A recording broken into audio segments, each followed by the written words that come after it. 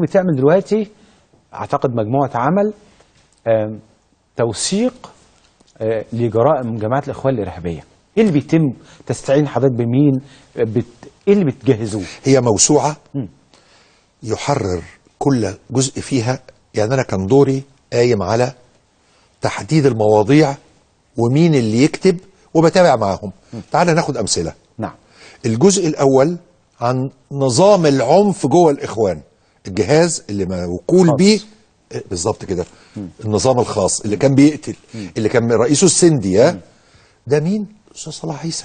انا لا اعرف مصري يعرف عن الموضوع ده مثل الاستاذ صلاح عيسى.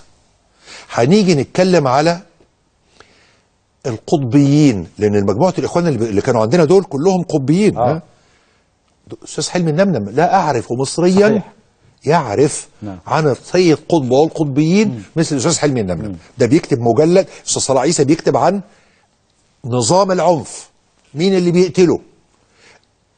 الاستاذ حلمي النمنم بيكتب عن ايه المدرسه دي، المدرسه اللي بتقول الوطن عفن، مش كده ولا غلط؟ نعم. ولا دي كلمه بتاعتي انا؟ دي بتاع سيد قطب، مش كده؟ الوطن حفنه من التراب العفن او طز هي طز دي اخطر كمان.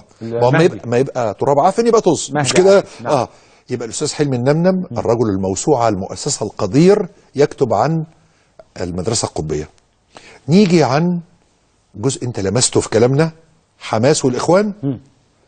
الاستاذ سمير غطاس لا اعرف احد. ده راجل مصري كان من قاده المنظمه التحرير الفلسطينيه. كان قاعد معاهم في تونس.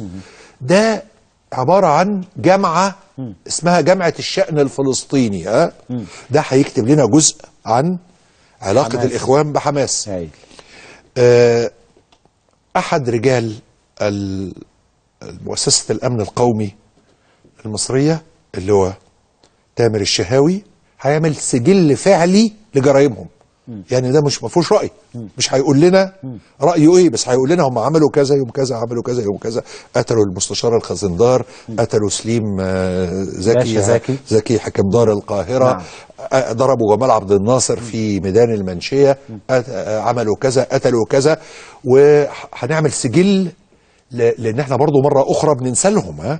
مثلا مين مصري دلوقتي فاكر البنت شيماء اللي كانوا قاصدين يموتوا عاطف صدقي فموتوها هي. نعم. وهو خارج من عند بيته. احنا هنحط في مجلد هي بالظبط كده سجل الاخوان الاسود في اساله دماء بني وطنهم. ما يفرقش بالنسبه لهم ولا حاجه، مفيش حاجه اسمها وطن. لا، وحازم ابو اسماعيل قال ايه يعني ما ضحى ب 10,000 واحد وال 90 مليون يعيشوا؟ قال كده ما ينفعش. اقول لك حاجه يا استاذ احمد. انا كنت باجي في هناوت في المدينه الاعلاميه ايام حكم الاخوان، وكنت بعتبر ان انا في حمله جهاد مقدس ان اجي ضد الاخوان اتكلم، وما زلت اذكر شعوري بالمراره ان ناس ماسكين شوم ولابسين جلابيات واقفين يفتشونا واحنا داخلين في المدينه الاعلاميه عشان بيدوروا على بعضكم. يعني بيدور على احدى الاعلاميين اللي هم خطر. تصور الدوله التي تسمح بان في واحد يبقى واقف بره ماسك شوم. مفيش دوله. فكره الدوله والاخوان مش موجوده. في دوله موازيه اسمها ايه؟ جماعه الامر بالمعروف والنهي عن المنكر. دي تضرب اللي فاطر في رمضان. وبتوع اسماعيل بره بيضربوا اللي داخل المدينه الاعلاميه او يفتشوه او يقبضوا عليك. وعامل لهم هو بره حمامات وجايب لهم دبايح خرفان وبتاع وخرفان وكده. مش دوله. احنا مش ده اللي احنا عاوزينه. احنا سنه 2015 في دوله عصريه مدنيه.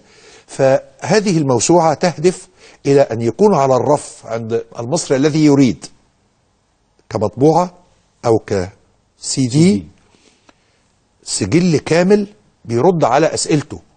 بشتغل من 28 لحد دلوقتي. من 28 بنشتغل من سنه 28 بالظبط كده. كويس انك بتذكرني. على انه واحد يجي يقول له اصل الاخوان دول في الحقيقه ما هماش بتوع عنف. لا لا لا لا.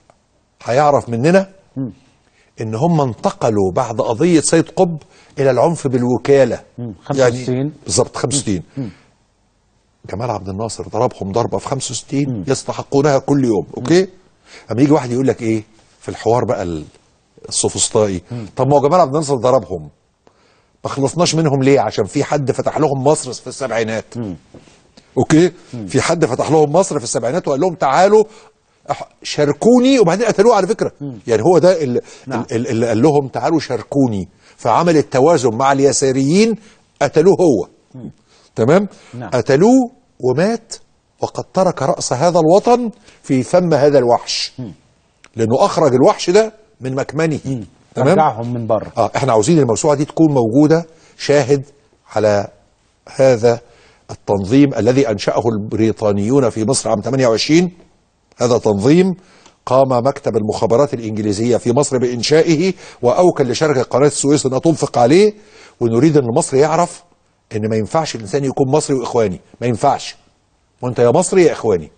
إذا كنت عاوز تفهم يعني إيه إخواني هنفهمك، عشان تعرف أنك مش هيبقى مصري وإخواني، مش هينفع الاتنين مع بعض. هل هيبقى فيها اتصالاتهم مع الأمريكان اللي عملوها؟ مين اللي عمل هذه الاتصالات؟ هيبقى في توثيق للكلام ده 100%. هيبقى في شغل اللي هي الموجود في القضايا دلوقتي 100%. علاقاتهم بقطر، بحماس، الخيانة اللي عملوها للوطن وباعوا الوطن 100%. نريد أن يعرف أبناء هذا الوطن في هذا الجيل وفي الأجيال القادمة أن، يعني أنا كنت بقول في هذه المدينة الإعلامية أيام ما كان السيد مرسي مرشحا للرئاسة في دورتي الانتخاب، أنني أدعو المصريين إذا كان محمد مرسي نازل في الانتخابات ضد إبليس يدوا صوتهم لإبليس. قلت كده على قنوات التلفزيون.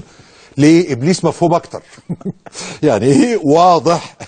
أنت لا تستطيع أن أنت تقول أنا مش فاهم إبليس. لا، أنت فاهم إبليس، عارف إبليس، عارف إبليس، ما أعرفش مرسي، لكن ما أعرفش مرسي. هو في الحقيقة على فكرة هو ما كانش رئيس مصر. هو كان بيجي له أوامر من مكتب إرشاد. هو لم يكن رئيسا. هو ما يجي يقولوا الرئيس المخلوع، والله ما كان رئيس، كان واجهة لواحد تاني هو أخطر من رأى هذا المجتمع. خيرت الشاطر أخطر من رأت مصر. وهذه المحاكمات اللي تتم الآن هتبين أن الإخوان إذا كانوا شر فإن خيرت الشاطر شر مضاعف. تمام. والغريبة أن هو الوحيد في قيادات الإخوان اللي له تاريخ شيوعي.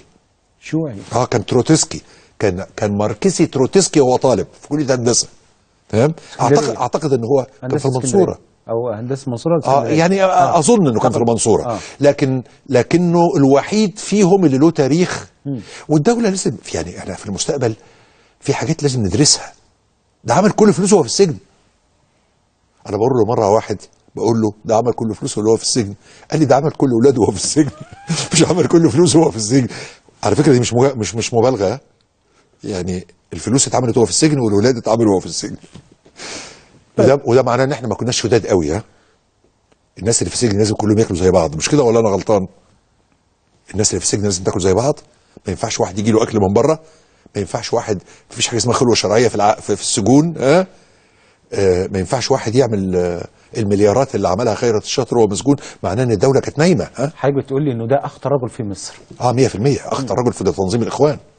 اخطر رجل في تنظيم الاخوان. ولا اقول لك حاجه، عارف العنف اللي بيحصل ده هو الذي اسس له بالفرقه 95. اللي هو كان عامل حسابه لو الاخوان راح منهم الحكم يقعد ينز في مصر ازاي. في 3 من مساعديه هم اللي بيقودوا الان هذه العمليات الاجراميه. فرقه 95 هو عملها عشان لو الاخوان نزع منهم الحكم يبقى في نزناز مستمر. لكن هو اعتقد ان هو اساء تقدير قوة الدولة المصرية. يعني